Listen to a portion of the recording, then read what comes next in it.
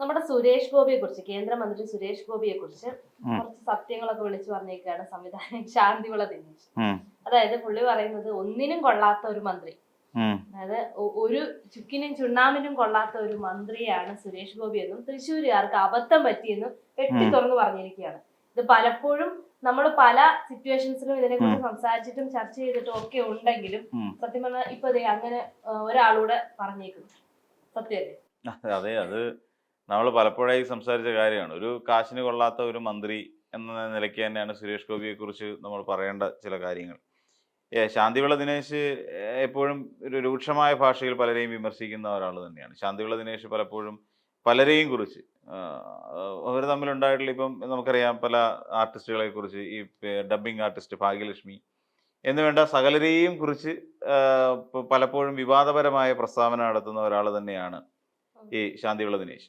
അപ്പോൾ ആ കൂട്ടത്തിൽ ഇടയ്ക്കൊക്കെ കൈകൊള്ളുന്ന സ്വഭാവം ഉണ്ട് എങ്കിൽ തന്നെയും സുരേഷ് ഗോപിയെ കുറിച്ച് പറഞ്ഞ് അച്ചിട്ടാണ്. എന്തുകൊണ്ടാണെന്ന് ചോദിച്ചാൽ, നമുക്ക് എല്ലാവർക്കും അറിയാവുന്ന പോലെ സുരേഷ് ഗോപി ഒരു കാലത്ത്, ഇതിനു മുമ്പ് വിദ്യാനെ പറഞ്ഞൊരു കാര്യം ഉണ്ടായിരുന്നു, ഒരു കാലത്ത് ഒരു സെന്റിമെന്റൽ അപ്രോച്ചൊക്കെ നടത്തിക്കൊണ്ട് ജനങ്ങൾക്കിടയിൽ വലിയൊരു സ്വാധീനം ചെലുത്താൻ കഴിഞ്ഞ ഒരു വ്യക്തി, ഒരു ചലച്ചിത്ര താരമായിരുന്നു സുരേഷ് ഗോപി. എന്നാൽ ആ സുരേഷ് ഗോപിക്ക് പിന്നീട് എന്ത് സംഭവിച്ചു എന്നുള്ള കാര്യം നമുക്കറിയാം. സുരേഷ് ഗോപി പതുക്കെ പതുക്കെ സ്വയം ഇല്ലാതാവുന്ന ഒരവസ്ഥയിലേക്ക് പോയി. അതായത് ഒരു നടൻ എന്നുള്ള നിലയിൽ ഒന്നും അല്ലാതായി മാറി. അന്ന് വരെ കണ്ടിരുന്നത് ശരിക്കും പറഞ്ഞാൽ തൃശ്ശൂരുകാരെ സംബന്ധിച്ചിടത്തോളം അവർ ഒരുപാട് പ്രതീക്ഷ വെച്ചിരുന്നു. പാർട്ടി നോക്കണ്ട, വ്യക്തി എന്നുള്ള രീതിയിൽ ഗോപി എന്ന് പറയുന്ന വ്യക്തി എന്നുള്ള രീതിയിൽ തൃശ്ശൂരിലെ ജനങ്ങൾക്കൊരു കൺസെപ്റ്റ് ഉണ്ടായിരുന്നു. അതായത് അവിടെ മന്ത്രിയായിട്ട് എത്തിക്കഴിഞ്ഞാൽ നാടിന് വേണ്ടി അല്ലെങ്കിൽ തൃശ്ശൂരിന് വേണ്ടി എന്തെങ്കിലുമൊക്കെ ചെയ്യും, എന്തെങ്കിലുമൊക്കെ ഗുണമുണ്ടാവും, പ്രത്യേകിച്ച് പാവപ്പെട്ടവർക്ക് എന്തെങ്കിലുമൊക്കെ നേട്ടം ഉണ്ടാവും, അവർക്ക് എന്തെങ്കിലുമൊക്കെ ഒരു ആശ്വാസമായിരിക്കും എന്ന് ശരിക്കും വിശ്വസിച്ചിരുന്നു. കാരണം പ്രത്യേകിച്ച് സ്ത്രീകൾ, ഏറ്റവും കൂടുതൽ വോട്ട് കിട്ടിയത് സ്ത്രീകളുടെ വോട്ടുകളാണ്. അപ്പൊ അതുകൊണ്ട് തന്നെയാണ് ഞാൻ അങ്ങനെ പറഞ്ഞത്. അതായത് നേരത്തെ ഒരു സെന്റിമെന്റൽ രീതിയിലുള്ള ഒരു അപ്രോച്ച് ആയിരുന്നു സുരേഷ് ഗോപിയുടെ അടുത്ത് പലരും നടത്തിയിരുന്നത്. എല്ലാവരും ആ ഒരു വലിയ പ്രതീക്ഷ വെച്ച് പുലർത്തിയിരുന്നു. അതൊക്കെ കുറച്ച് കഴിഞ്ഞപ്പോഴത്തേക്കും ചേട്ടൻ പറഞ്ഞ പോലെ ഈ ചന്ദനം ചാരിയ ചന്ദനം മണക്കും, ചാണകം ചാരിയ ചാണകം മണക്കുമെന്ന് പറഞ്ഞതുപോലെ മാറിപ്പോയി സുരേഷ് ഗോപിയുടെ സ്വഭാവവും കാര്യങ്ങളും എല്ലാം. പ്രതീക്ഷയൊന്നും നടന്നില്ല. ഞാനൊരു തൃശ്ശൂരുകാരിയാണ്, എന്റെ വോട്ട് തൃശ്ശൂരാ, അതുകൊണ്ടാണ് ഇത്രയും ഞാൻ പറഞ്ഞത്. അല്ല, അത് നമ്മൾ ആലോചിച്ച് നോക്കൂ. സുരേഷ് ഗോപി എന്ന് പറയുമ്പോൾ, ഇപ്പൊ തൃശ്ശൂർക്കാരി ആയതുകൊണ്ട് തന്നെ വിദ്യ പറഞ്ഞതിനകത്തൊക്കെ ഒരുപാട് കാര്യങ്ങളുണ്ട്. ഇവിടെ സുരേഷ് ഗോപി ജയിച്ചു. ആ ജയിച്ചത് തന്നെ ഒരു തരം ഉൾട്ടാ പരിപാടിയായിപ്പോയി. കള്ളം പറയുക എന്ന് വെച്ചാൽ നിലനിൽപ്പിന് വേണ്ടി എന്തും വിളിച്ചു പറയുന്ന ഒരു അവസ്ഥയിലേക്ക്. നമുക്കറിയാം, സേവാഭാരതിയുടെ ആംബുലൻസിൽ പൂരം കലക്കിയ സമയത്ത് സേവാഭാരതി അറേഞ്ച് ചെയ്തെടുത്ത ഒരു ആംബുലൻസിൽ പെട്ടെന്ന് സുരേഷ് ഗോപി വളരെ വേഗത്തിൽ ആംബുലൻസിൽ അവിടെ എത്തുന്നു. അതായത് പല വാഹനങ്ങളും തടയുന്ന ഒരു സാഹചര്യത്തിൽ പോലും. അതിനുശേഷം ഇതേ സുരേഷ് ഗോപി വിഷ്വലുകൾ നിറഞ്ഞു നിൽക്കുന്ന ഒരു സാഹചര്യത്തിൽ പോലും സുരേഷ് ഗോപി പറഞ്ഞെന്തോ, അങ്ങ് ഒരു സംഭവം നടന്നിട്ടേ ഇല്ല, ഞാൻ അവിടുത്തെ ജില്ലാ അധ്യക്ഷന്റെ വണ്ടിയിലാണ് ഞാൻ അവിടേക്ക് വന്നതെന്നാണ് പറയുന്നത്. പച്ചക്കള്ളമല്ലേ പറഞ്ഞത്? ഇല്ലേ, പച്ചക്കള്ളം. പിന്നെ എന്തിന് കാര്യത്തിന് വേണ്ടിയിട്ടും എന്ത് നാണം കെട്ട നാടകം കളിക്കാനും മടിയില്ലാത്ത ഒരാളാണ് സുരേഷ് ഗോപി എന്ന് നമ്മൾ പല ഘട്ടങ്ങളിലൂടെ നമ്മൾ മനസ്സിലാക്കിയതാണ്. ഇവിടെ ഒരിക്കൽ സുരേഷ് ഗോപി തൃശ്ശൂർ പോയിട്ട് കാല് നീട്ടി വെച്ച് അവിടുത്തെ പെൺകുട്ടികളെ കൊണ്ട് കാല് പിടിപ്പിച്ചൊരു സംഭവം നമുക്കറിയാം. വിഷുവിന് കൈനീട്ടം കൊടുക്കുകയാണെന്നുള്ള പേരും പറഞ്ഞുകൊണ്ട് അവിടെ ചെല്ലുന്നു, 1 രൂപ നാണയം കൊടുക്കുന്നു, പെൺകുട്ടികൾ വന്നിട്ട് കാല് പിടിക്കുന്നു. ഇത് എന്താണ് ഒരു മാടമ്പിത്തരം അദ്ദേഹത്തിന്റെ ഒരു കൈ കൊണ്ട് നടക്കുകയാണ്. ഒരു ഫാസിസ്റ്റ് ഉള്ളതുകൊണ്ട് തന്നെയല്ലേ പറഞ്ഞത്, അതായത് തൃശ്ശൂരിലെ ജനങ്ങളെല്ലാം പ്രജകളാണെന്ന് പറഞ്ഞത് തന്നെ ആ ഒരു മാടമ്പിത്തരത്തിന്റെ ഏറ്റവും വലിയ ഉദാഹരണമാണ്. അതെ, ജനങ്ങളെ പ്രജകൾ എന്ന് വിളിക്കുക, വോട്ടേഴ്സിന് എങ്ങനെ പ്രജകളാകുന്നത്? അപ്പം ഇങ്ങനെയൊക്കെയുള്ള ഞാൻ വരുന്ന വഴിയിൽ വേറെ ആരും ഉണ്ടാവരുത്, അല്ല എനിക്ക് ഇരിക്കേണ്ട കസേരകൾ എന്ന് വെച്ചാൽ ഷോ ഓഫ് കാണിക്കുക. ഷോ ഓഫ് എന്ന് കാണിക്കുക എന്ന് പറഞ്ഞാൽ പച്ചയ്ക്ക് പറഞ്ഞു കഴിഞ്ഞാൽ ഈ ഷോ ഓഫിനെയൊക്കെ ജനങ്ങൾ എങ്ങനെയാണ് കരുതുന്നതെന്നറിയാം. പുള്ളിക്ക് അർഹതപ്പെട്ട അല്ലെങ്കിൽ അർഹതയില്ലാത്ത ഒരു കാര്യം കിട്ടിയപ്പോൾ പുള്ളിക്ക് എന്തോ നൊസ് ബാധിച്ച പോലെയാണ്. അത് തലയ്ക്ക് എന്തോ ഓട്ടോറിക്ഷ കയറി പോവുക, അത് ഔദ്യോഗിക വാഹനം അല്പം വൈകിപ്പോയി, ഇതാ കിടക്കുന്ന ഓട്ടോറിക്ഷ കയറി പോകും. ഇതൊക്കെ ഒരു മന്ത്രിക്ക് ചേരുന്ന പരിപാടിയാണോ?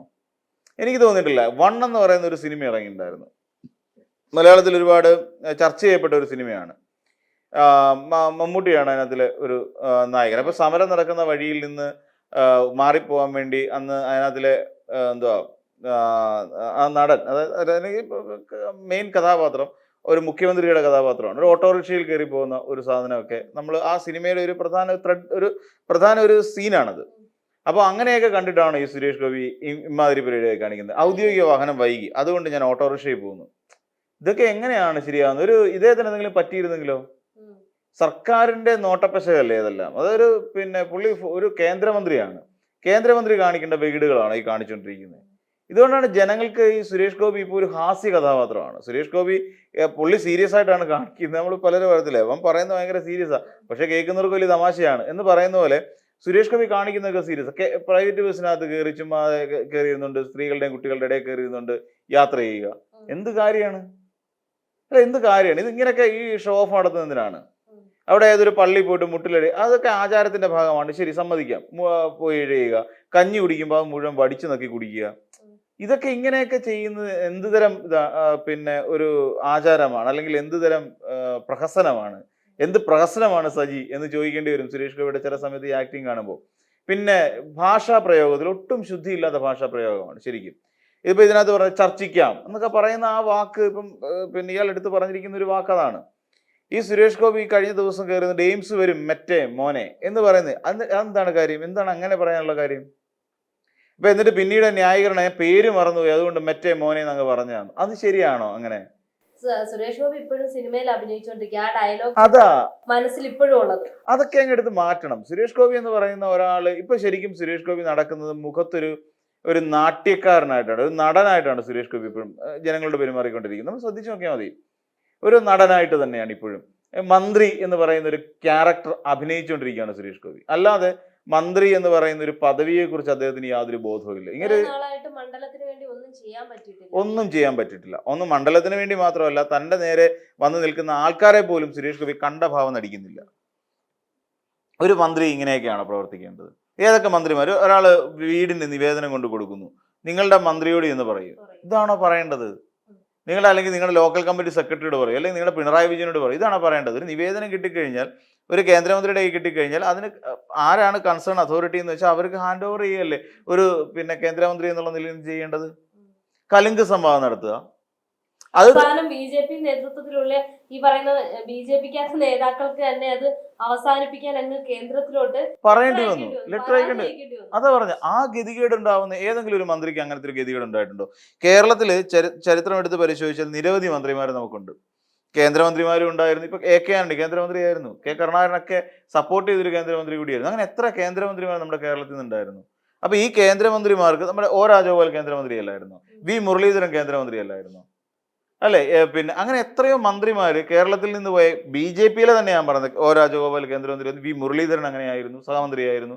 എന്നിട്ട് ഇവർക്കൊന്നും ഇല്ലാത്ത വി മുരളീധരൻ ഒരിക്കൽ പോലും അയാൾ പൊട്ടനായതുകൊണ്ട് ഈ പറയുന്ന പോലെ പെട്രോളിന്റെ വില എങ്ങനെ കൂടുന്നു എന്ന് ചോദിച്ചാൽ അതിന് വിശദീകരണം പറയാൻ അറിയത്തില്ല. അങ്ങനെ ചില മണ്ടത്തരങ്ങൾ എഴുന്നള്ളിക്കുന്നതിനപ്പുറത്തേക്ക് ഇതുപോലെ ഈ ഭ്രാന്ത് പിടിച്ച പോലെയുള്ള ഒരു കഥാപാത്രമായി മാറി നിന്നുകൊണ്ടുള്ള അഭിനയ സിദ്ധിയൊന്നും ഒരുപക്ഷെ അദ്ദേഹത്തിന് ഉണ്ടായിരുന്നില്ല. എനിക്ക് അങ്ങനെ അദ്ദേഹത്തെ കരുതേണ്ടി വരും. അങ്ങനെ ഒരു കഥാപാത്രമായി ജീവിക്കുന്നൊന്നുമില്ല. ഇടയ്ക്ക് കെ.വി. ഗണേഷ് കുമാർ പറഞ്ഞ പോലെ അദ്ദേഹത്തിന്റെ കാറിന്റെ പുറകിൽ പോലീസിന്റെ തൊപ്പി വെച്ചുകൊണ്ട് നടന്ന ഒരാളല്ലേ. അപ്പൊ എന്ന് വെച്ചാൽ ഇപ്പോഴും മന്ത്രിയായി അഭിനയിച്ചുകൊണ്ടിരിക്കുന്നു. മറ്റേ മോനെ വിളിക്കുക, അവിടെ നിന്നുകൊണ്ട് ആരെയും എന്ത് തന്തയ്ക്ക് പിറക്കണം, ഇങ്ങനെയൊക്കെ ഇതാണ് ഒരു മന്ത്രി പ്രസംഗിക്കേണ്ടത്. എങ്ങനെയാണോ? കേരളത്തിലെ മുഖ്യമന്ത്രി പിണറായി വിജയൻ എത്രയോ ആവർത്തി, അത് മുഖ്യമന്ത്രി ആയിരിക്കുന്ന കാലത്ത് 10 വർഷം മുഖ്യമന്ത്രി ആയിരുന്ന ഒരാളാണ് പിണറായി വിജയൻ. ആ പിണറായി വിജയൻ ഏതെങ്കിലും ഒരു ഘട്ടത്തിൽ തന്തയ്ക്ക് പിറക്കണം എന്ന് പറഞ്ഞുകൊണ്ട് എവിടെയെങ്കിലും വേദിയിൽ പ്രസംഗിച്ചിട്ടുണ്ടോ? ഇത് ഒറ്റ തന്തയ്ക്ക് പറഞ്ഞതിന്റെ ഗുണമാണ് എന്ന് എവിടെയെങ്കിലും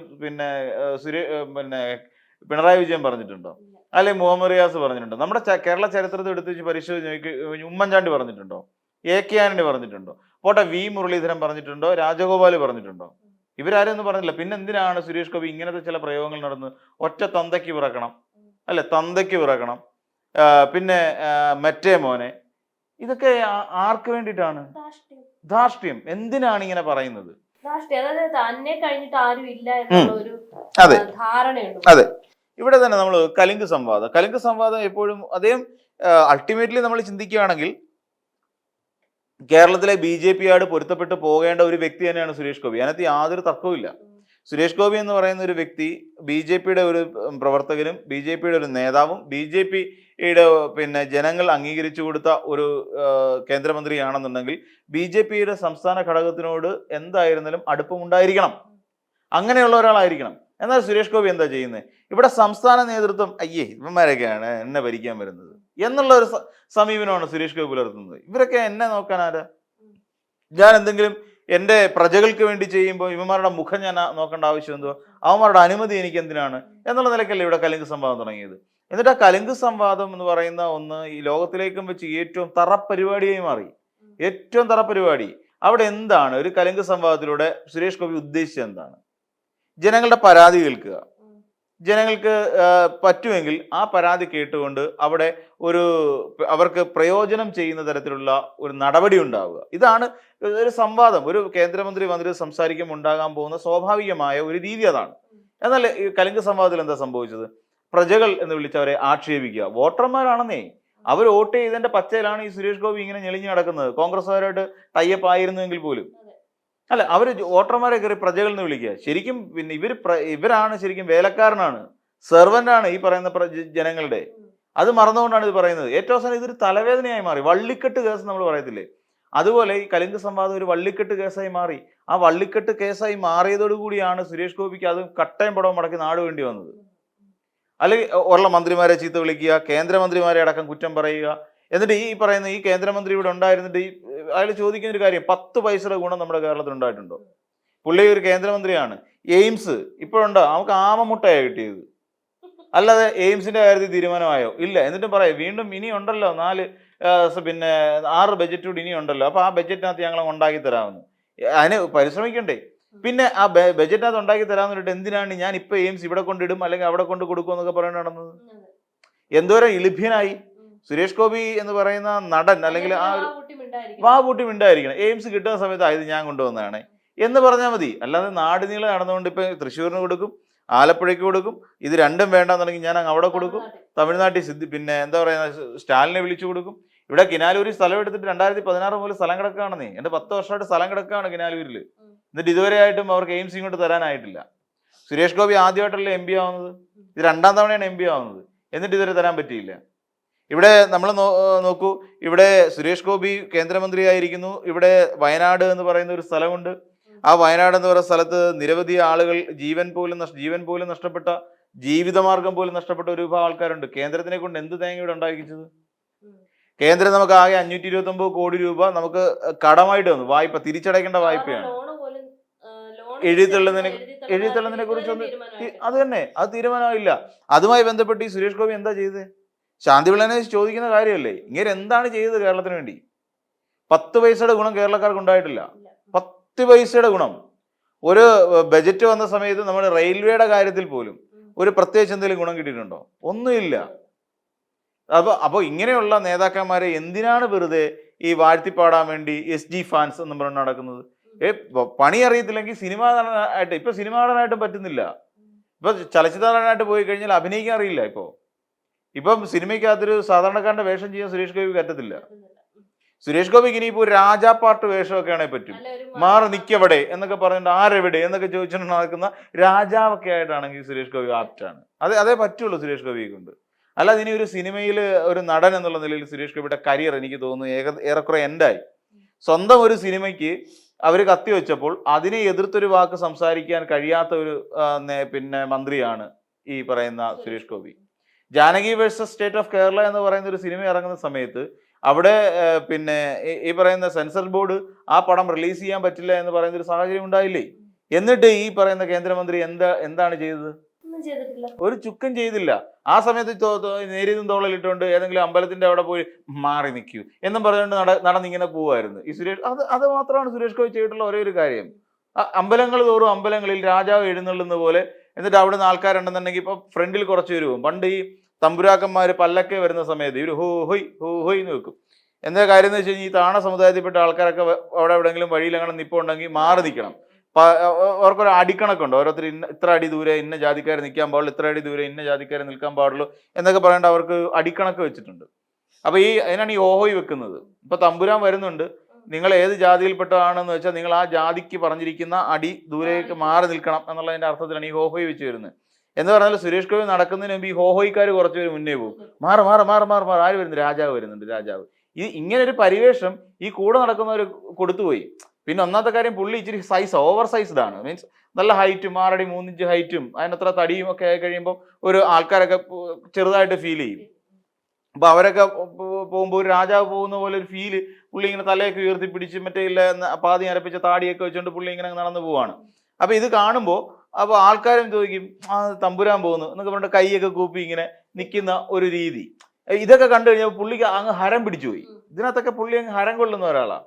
അതായത് തന്നെ ആരെങ്കിലും ഇങ്ങനെ പുകഴ്ത്തി പറയുക, തൻ്റെ മുമ്പിൽ ഒരാൾ ഇങ്ങനെ കൈ കൂപ്പി നിൽക്കുക, ഇതൊക്കെ പുള്ളിക്ക് ഭയങ്കരമായ ഇതൊക്കെ ഇഷ്ടമാണ്. ഈ പഴയ ഇല്ല മാടമ്പി അതുകൊണ്ടല്ലേ പറഞ്ഞ് എനിക്ക് ഇനി അടുത്ത ഒരു ജന്മം ഉണ്ടാവണമെന്നുണ്ടെങ്കിൽ ഉണ്ടാകുകയാണെന്നുണ്ടെങ്കിൽ എനിക്ക് പൂണൂലിട്ട തന്ത്രി കുടുംബത്തിൽ ജനിക്കണം, സ്വയം ചിന്തിക്കണം, എനിക്ക് അവിടെ ജനിക്കണം, എന്നിട്ട് അയ്യപ്പനെ തഴുകണം, തലോടണം എന്നൊക്കെ പറഞ്ഞിട്ട് ഉന്നത കുലജാതൻ എന്ന് പറയുന്ന നിലയിലേക്ക് സ്വയം ചിന്തിച്ച് നടക്കുന്ന ഒരു മാടമ്പിത്തം ഇപ്പോഴും അദ്ദേഹത്തിന്റെ മനസ്സിലുണ്ട്. അതുകൊണ്ട് കേരളത്തിലുള്ള അർത്ഥപട്ടിണിക്കാരോടും കേരളത്തിലുള്ള ഇത്തരത്തിലുള്ള ജനങ്ങളോടും വോട്ട് ചെയ്ത് ജയിപ്പിച്ച വോട്ടർമാരോടും ഒക്കെ ആ ഒരു ഞാനൊരു രാജാവാണ് എന്ന് പറയുന്ന ഒരു തോന്നൽ സുരേഷ് ഗോപി കൊണ്ടു നടക്കുന്നു എന്നുള്ളതാണ്. അതുകൊണ്ട് തന്നെ ശാന്തിവിള ദിനേശിന്റെ ഈ ഒരു പരാമർശത്തോടും ഈ ഒരു വിമർശനത്തോടും കേരളത്തിലെ ഒരുമാതിരിപ്പെട്ട എല്ലാവരും യോജിക്കാനാണ് സാധ്യത.